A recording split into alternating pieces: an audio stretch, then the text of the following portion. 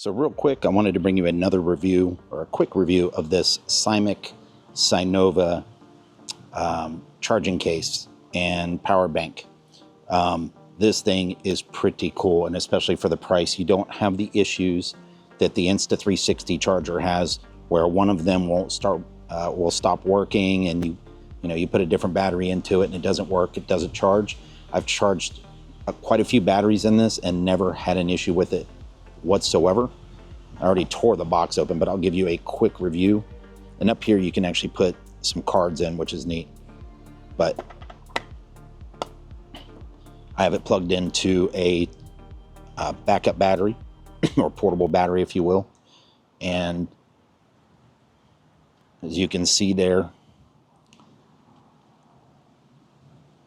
you watch it go from 63% and watch how quick it charges just off of this little battery bank right here.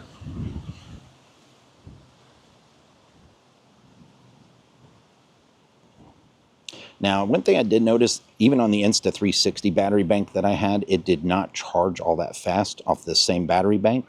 So I don't know if it's just an issue with the charger or the amount of voltage they let in, but this one seems to charge quite a bit quicker.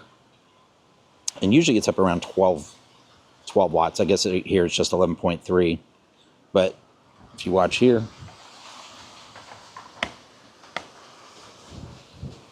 boom.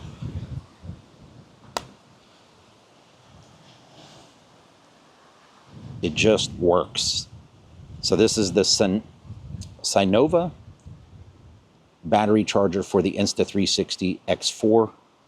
And it is just great compared to the 360 stuff. And here it's kind of cool. You can actually see 4.10 volts, 2.73 amps, 6 cycles on this particular battery.